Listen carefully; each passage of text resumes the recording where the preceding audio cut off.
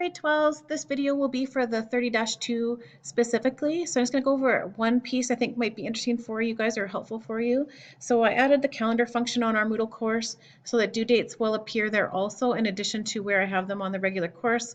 So you can see the next assignment that it will be due for Friday I have on here. So to find that assignment, as you know, you go into the course section that we are working on, which is highlighted in blue. You go down to where it says week 4, April 6th to 9th. But before you go there, I would like you to please do this 4-question survey. It's just a multiple choice thing. It's going to give me some feedback just for me with my courses. So please don't think about other courses, just the one that you're doing with me in relation to, are the videos helpful? Are they not?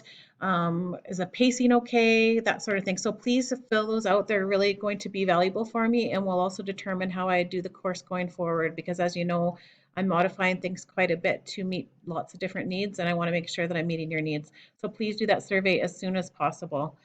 Then when you go into week number 4, you'll see a book there. So click onto that. And then the table of contents opens, as you know already. So the first one is for the 30-1s and the assignment that they're working on. So disregard this page. So you're going to go as 30-2s to the second page here in the table of contents. So this is going to be a writing assignment. I do have this due for Thursday, April 9th. But if you are feeling overloaded with other courses or you feel that you need more time, you can hand this in the day after the Easter break too. But just know that there's plenty of time to do that within this week. So it'd be really nice if you could wrap it up for the 9th and then not be thinking about it and just have a bit of rest. So for this assignment, it's going to be very similar to the format that you would have done in grade 10 and 11 for assignment number 1.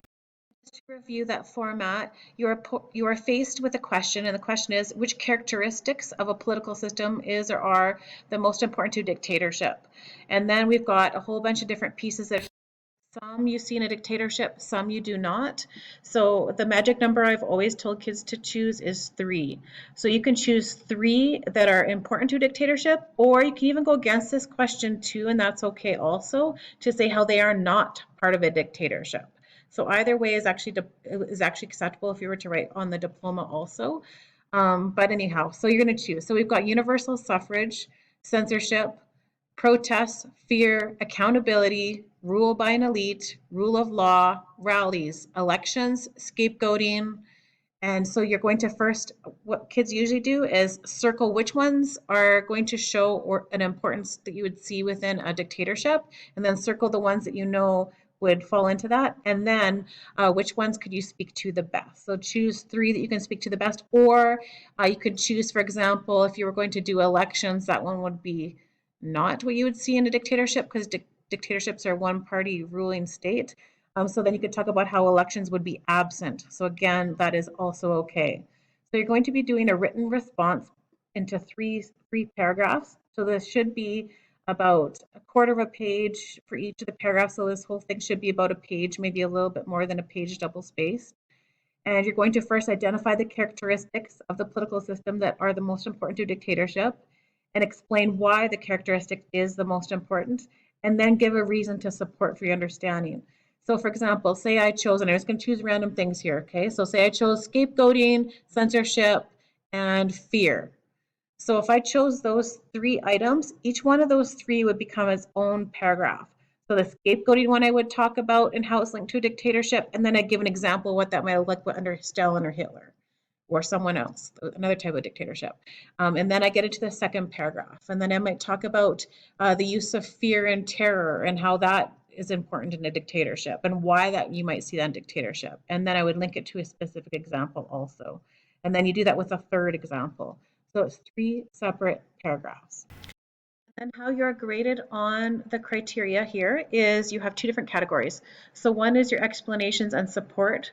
So depending on how you are stating how each of those characteristics are important to a dictatorship and why it's most important and specific examples, then that they are all graded in that category. So if you've explained and you're in a very comprehensive understanding, you're showing that your support is specific and accurate with very little errors, and you really understand the task, you would get an excellence there. Okay, on the communication side, are you using good grammar? Are you using proper punctuation and capitalization? Are you using good word choices? Are you using social studies vocabulary? Is your writing fluent and purposeful? Have you proofread your work to make sure that these things and edited your work to make sure that these things are not there? So that's super important to do the best that you can. So how this will be graded then will be along according to this rubric, and then it'll be scaled to go into PowerSchool. So if you've got any questions at all, please let me know on the assignment itself. You know, you can reach me through text, email, chatting through Moodle, lots of different ways. So I definitely want to be there to help you. And then where you hand this in, you just go back to that book that we were at earlier.